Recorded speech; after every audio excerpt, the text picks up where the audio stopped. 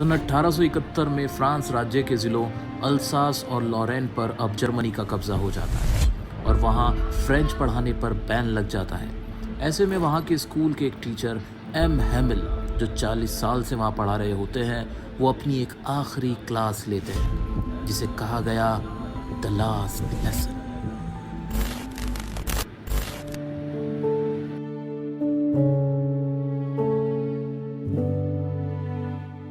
आने पर बैन लग जाता है। ऐसे में वहाँ के स्कूल के एक टीचर एम हैमिल, जो 40 साल से वहाँ पढ़ा रहे होते हैं, वो अपनी एक आखिरी क्लास लेते हैं जिसे कहा गया द लास्ट। ऐसा क्या हुआ मेरे हाथ को जो मुझे पट्टी करवानी पड़ी?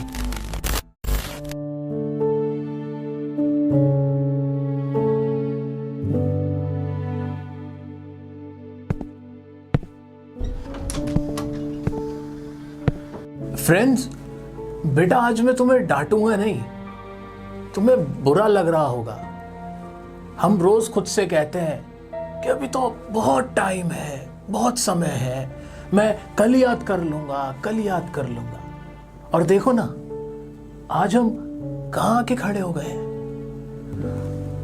आप खुद को फ्रांसीसी कहते हो, पर ना तो आपको अपनी भाषा बोलनी आती है ना लिखनी आती है।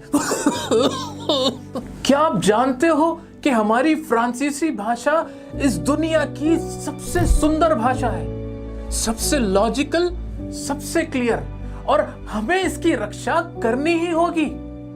याद रखना, जब भी किसी समाज को गुलाम बनाया जाता है, ऐसे में वो लोग जब तक अपनी भाषा को पकड़ कर रखते हैं तो वो ऐसा है कि मानो उनके पास अपने जेल की चाबी है। और इसके बाद एम हैमिल ग्रामर का पाठ पढ़ाते हैं और पूरी क्लास उनको बहुत ध्यान से सुनती है।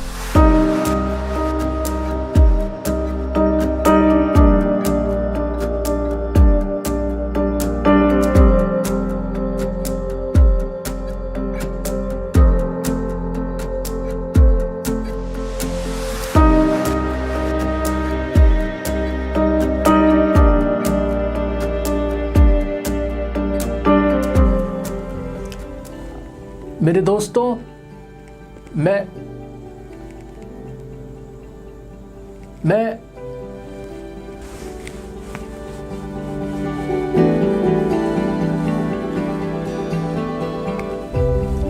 और फिर वो इस तरह हाथ से इशारा करके अपनी आखिरी क्लास को खत्म कर देते हैं।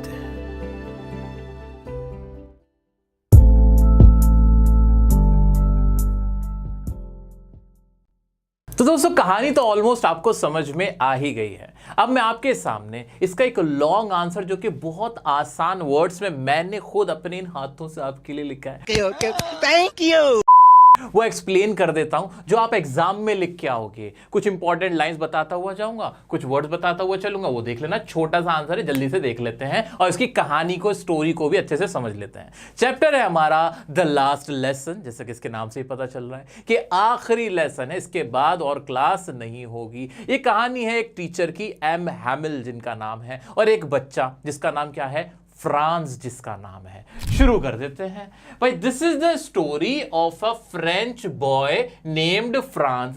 भाई एक स्टोरी है किसकी? एक फ्रेंच बॉय की, यानी जो फ्रांसीसी लड़का है जिसका नाम क्या है, फ्रांस। इतना याद रखने में कोई दिक्कत होगी किसी को? नहीं होगी। आ जाते हैं। ही डिसलाइक्स स्टडिंग फ्रेंच। वो क्या करता है? डिसलाइक करता है। क्या करना? फ्रेंच पढ़ना, फ्रेंच भाषा को सीखने को नापसंद करता है। इतना क्लियर है? आ जाते हैं। And hates his teacher M Hamel, और अपने टीचर एम हैमिल से क्या करता है? हेट करता है, उनको पसंद नहीं करता है। उनको क्या बोलता है? क्रैंकी बोलता है। क्या समझता है उनको? क्रैंकी। वर्ड क्या याद रखना बच्चों? क्रैंकी, यानी उनको सनकी समझता है। उनका जो रूलर है, जो एक आयरन का रूलर है, जो मारने के लिए छड़ी है ना, उससे उसको डर लगता है, वो उसे पसंद नहीं करता है। इतना क्लियर है? आगे बढ़ जाए। क्या ये वर्ड्स याद रख पाओगे? क्रैंकी वर्ड याद रह जाएगा, हेट वर्ड याद रह जाएगा? बिल्कुल रह जाएगा याद। आगे बढ़ते हैं।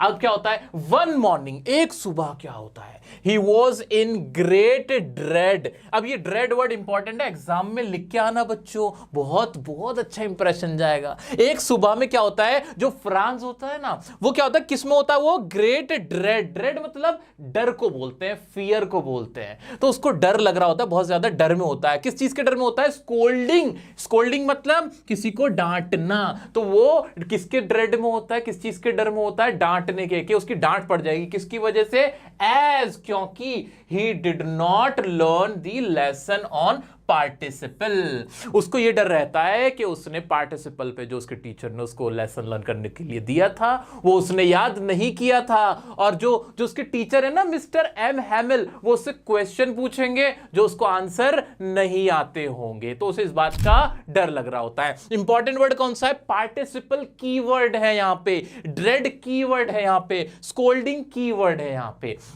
अब जब उसको डर लग रहा होता है ना, तो उसका मन पता है क्या करता है, वो सोचता है एक पल के लिए, फॉर अ मोमेंट, वो क्या सोचता है कि वो रन अवे कर जाए, यानी भाग जाए, स्कूल ना जाए, गोल कर दे। जो वहां पे बर्ड्स जो चर्पिंग कर रही होती है ना, वो उसको अच्छी लग रही होती हैं। वो दिन बड़ा ब्राइट होता है, वार्म होता है, उसको अच्छा लग रहा होता है। सोल्जर्स ड्रिल कर रहे होते हैं, तो उसको ये माहौल ना अट्रैक्ट करता है कि स्कूल मत जा यार, वहां डर भी लग रहा है, आपसे सवाल भी पूछे जा सकते हैं, मुझसे टीचर सवाल पूछ लेंगे। तो वो ना ये सोच के सोचता है कि छोड़ता हूं, गोल ही कर लेता हूं। तुम भी तो गोल मारते हो ना स्कूल, ऐसा ही हमारा फ्रांस भी सोचता है। वो भी एक लेजी सा बच्चा है, लेकिन सेंसिटिव है, ठीक है। तो समझ में आई कहानी, इतनी कहानी समझ में आई कि वो अब डर रहा था, उसका बाहर जाने का दिल हो रहा था, स्कूल बंक करने का उसका मन हो रहा था। फिर क्या होता है, लेकिन फिर वो चला जाता है।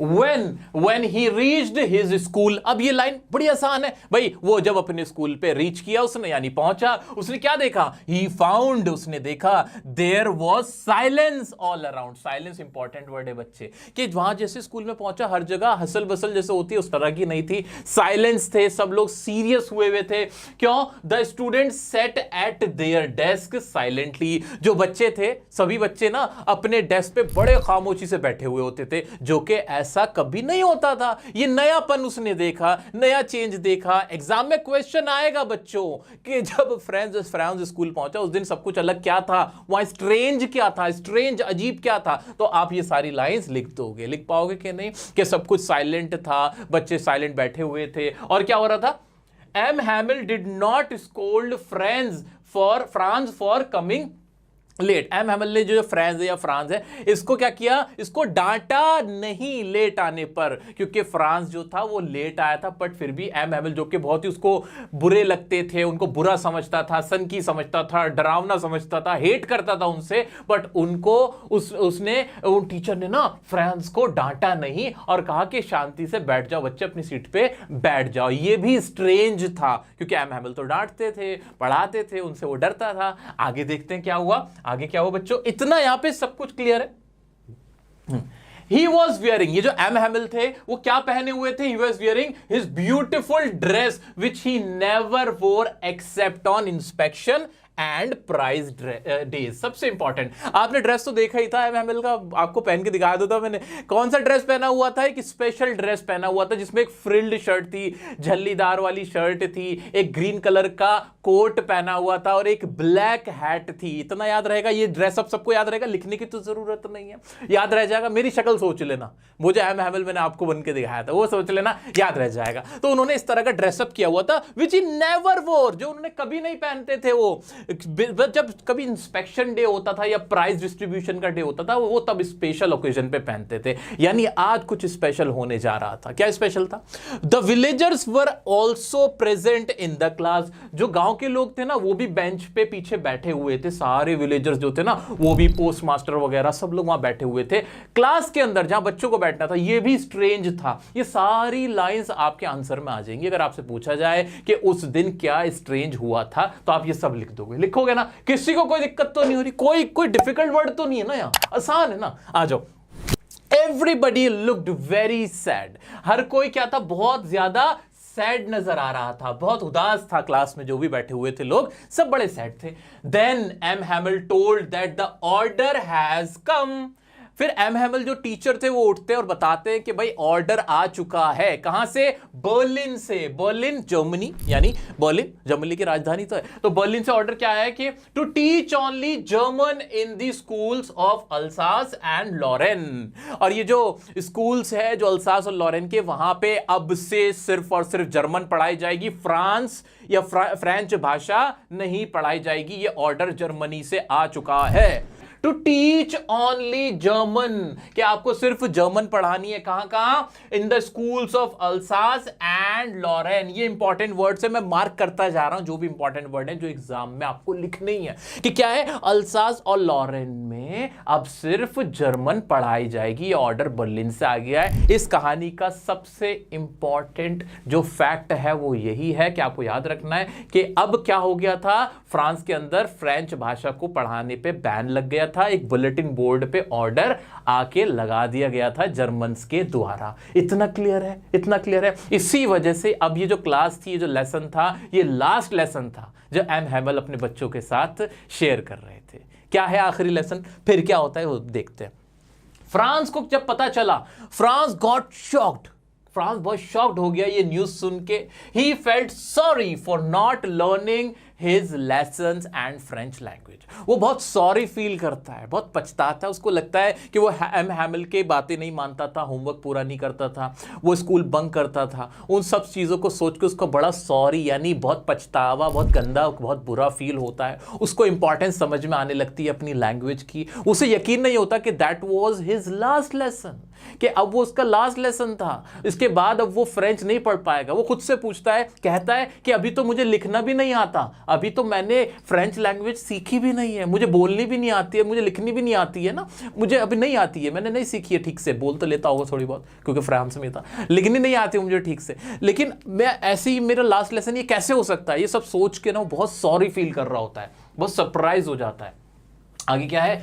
He suddenly starts liking learning French. अचानक से उसका इंटरेस्ट पैदा होने लगता है अपनी जो लैंग्वेज है, अपनी फ्रेंच भाषा के प्रति उसका इंटरेस्ट पैदा हो जाता है। उसको एम हैमल अच्छे लगने लगते हैं, उसको चैप्टर, उसको लेसन समझ में आने लगते हैं। जिन लेसन से वो डर रहा था, जिस चैप्टर से वो डर रहा था, पार्टिसिपल से डर रहा था, अब उसे वही पार्टिसिपल, वही लैंग्वेज, वही सब्जेक्ट अच्छा लगने लगता है। और क्या था आगे? He develops liking for his teacher. ये अच्छा था, he develops liking for his teacher M Hamel. उसको एम हैमल भी अच्छे लगने लगते हैं। अब वो उनको एक बड़ा टीचर बोलता है कि अब मुझे बड़े नजर आ रहे हैं, बिग नजर आने लगते हैं साइज में भी। अब वो उसको क्रैंकी नहीं लग रहे, अब उसके मन में उनकी रिस्पेक्ट आने लगी है। अब वो एम हैमल को सोचता है कि 40 साल से ये पढ़ा रहे थे यहाँ पे, 40 ईयर से, इनका कितना बड़ा कॉन्ट्रीब्यूशन है, उनकी रिस्पेक्ट करने लगता है। एक इंपॉर्टेंट बात बताना, ये सारे विलेजर्स वहां क्लास में क्यों आए थे लास्ट डे पे? इंपॉर्टेंट पॉइंट है, वो इसलिए आए थे, वो रिस्पेक्ट पे करने आए थे, ऑनर पे करने आए थे एम हैमल को, क्योंकि वो वहां पे पिछले 40 साल से पढ़ा रहे थे बच्चों को। तो आउट ऑफ रिस्पेक्ट उनको सम्मान देने के लिए वो उनकी क्लास में आके बैठे थे सभी विलेजर्स। याद रखने वाली बात है। क्या आगे बढ़ जाऊं मैं? आगे बढ़ते हैं, नेक्स्ट देखते हैं क्या है आगे। फिर क्या हुआ? M Hamel blamed everyone for not learning their language. M Hamel ने सबको कहा कि इसमें सिर्फ बच्चों की गलती नहीं है जो फ्रेंच भाषा अभी तक नहीं सीख पाए, इसमें आप भी जिम्मेदार हो, और including my self, including himself, कि मैं भी जिम्मेदार हूं। उन्होंने खुद को भी जिम्मेदार ठहराया कि वो ठीक से पढ़ा नहीं पाए, वो सिंसियर नहीं थे अपनी ड्यूटी में। क्योंकि एम हैमल क्या करते थे, वो फिशिंग पे चले जाते थे, बच्चों को अपने पर्सनल काम के लिए इधर बाहर भेज देते थे, तो इस तरह से वो भी कभी कभी सिंसियरिटी नहीं दिखाते थे, शो नहीं करते थे। इस वजह से वो सबको ब्लेम करते हैं, इंक्लूडिंग हिमसेल्फ। ठीक है, आगे बढ़ते हैं। वो विलेजर्स को कहते हैं कि आपने अपने पर्सनल फायदे के लिए, पैसे कमाने के लिए बच्चों को पढ़ने नहीं भेजा, उनसे पैसे कमाने के लिए आपने उनको छोड़ दिया, आपने उनकी पढ़ाई पे ध्यान नहीं दिया। सो सभी लोग, हम सभी जिम्मेदार हैं कि हमारे बच्चे आज भी फ्रेंच लैंग्वेज नहीं सीख पाए, इस वजह से। आगे बढ़ते हैं। ही सेड दैट, और आगे वो क्या कहते हैं? The French language is the most logical and beautiful language in the world. वो भाई हर कोई अपनी लैंग्वेज को ये बोलेगा कि सबसे ब्यूटीफुल, सबसे क्लियर, सबसे लॉजिकल लैंग्वेज हमारी अपनी लैंग्वेज होती है। आपको हिंदी अच्छी लगेगी, किसी को पंजाबी अच्छी लगेगी, किसी को तमिल अच्छी लगेगी, किसी को राजस्थानी भाषा अच्छी लगेगी, किसी को अपनी भोजपुरी भाषा अच्छी लगेगी, सबका अपना होता है। ऐसे ही वो भी एम हैमल भी ये बोलते, तो ये तो रटने वाला फैक्ट ही नहीं है। ये तो मैंने डायलॉग भी बोला था, तुम्हें याद भी नहीं करना पड़ेगा कि सबसे अच्छी, सबसे लॉजिकल लैंग्वेज कौन सी है? फ्रेंच लैंग्वेज है। और फिर क्या कहते हैं? and asked and urged people to protect their language.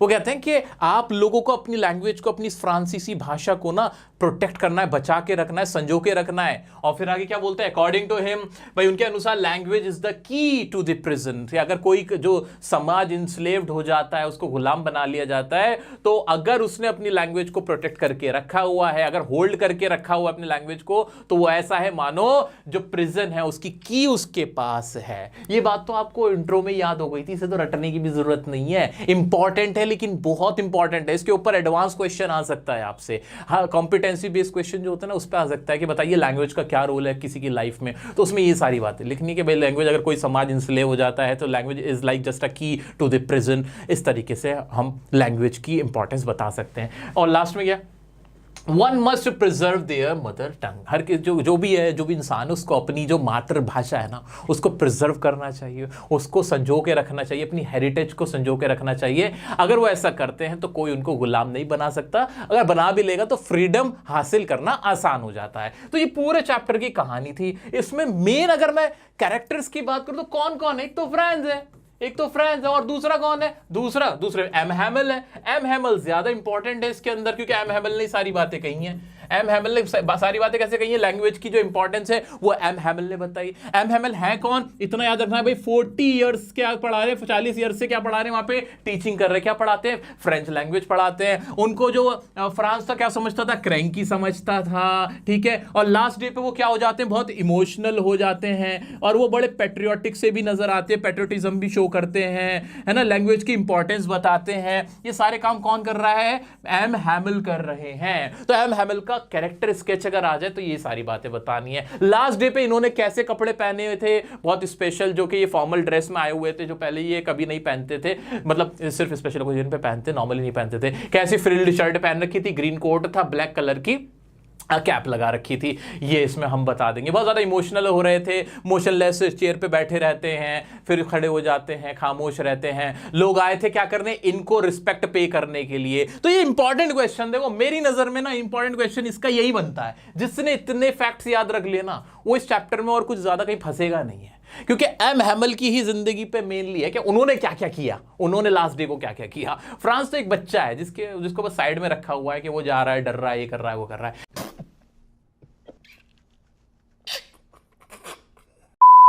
तो इससे ज्यादा कैरेक्टर एम हैमल का इंपॉर्टेंट है, ये याद रखना, इस पे ज्यादा फोकस कर लेना। फ्रांस के बारे में क्या याद रखना, कुछ भी नहीं। एक लड़का है जिसको पढ़ाई का शौक नहीं है, जो अपने टीचर से डरता है, स्कोल्डिंग से डर रहा होता है, होमवर्क नहीं करता। जब उसको पता चलता है लास्ट डे, तो उसको रियलाइज होता है कि वो गलत कर रहा था, वो सॉरी फील करता है, दैट्स इट, इतना ही है मेन। आपको ये सारे फैक्ट याद करने हैं। मुझे लगता है अब तुम्हें रटने की भी जरूरत नहीं, सब कुछ याद हो गया होगा। कुछ प्रीवियस ईयर में जो क्वेश्चन आपसे पूछे गए हैं, वो सारे क्वेश्चन मैं आपके साथ डिस्कस कर लेता हूं और इस चैप्टर को खल्लास करते हैं। प्रीवियस ईयर के क्वेश्चन आपके सामने, देखना कितना आसान से।